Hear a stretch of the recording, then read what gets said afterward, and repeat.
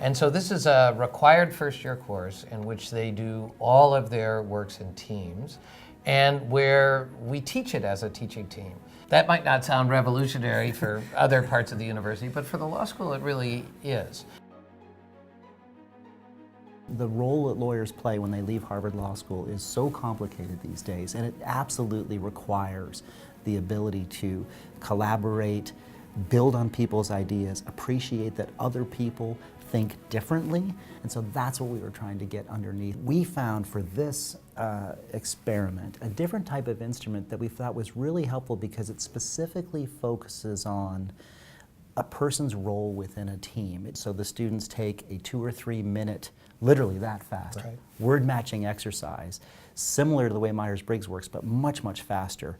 And it generates what they all reported and what we report as pretty darn accurate results. A big part of what we were trying to do was to understand the dynamics of teams and to find an easy way to introduce students into working in teams and how to assess themselves in teams and the teams themselves. In their teams of 4 or 5 students, they were looking at each other's reports and information and an overall team graph that showed how they mapped out against each other. And it generated the kind of conversation that really helped to break down barriers. We did a check-in in the middle, and one of the things we wanted to know about was what did they think about the tool, and had they used it, and how had they used it. But it was a very useful thing, I think, both for them, at least initially, and for us as a way to try to understand and diagnose some of the issues that were happening in the team contest. I consider an instrument like this valid if it started those discussions and it changed the way people on teams respect each other, communicate, and just hesitate before they determine that someone else is wrong, rude, ignorant. It's a very helpful icebreaker, and it got the team discussions going. This gives you, I think, a framework for thinking about it and for helping the students think about it in a way that won't solve all the problems.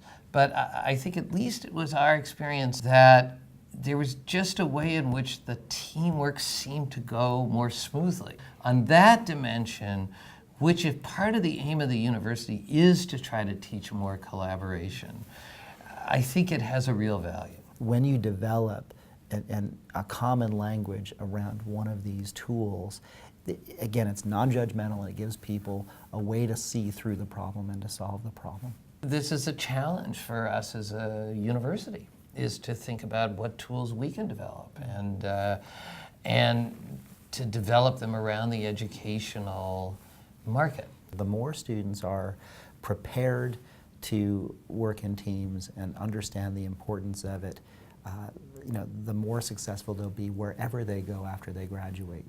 I'm in the private practice world, but our students go, all over the world, and solving difficult problems, and difficult problems require collaboration, require better communication skills, understanding, and that pause to think, wait a minute, I don't know everything, I might need some help, and how can I best arrange a team and work with a team to get that help.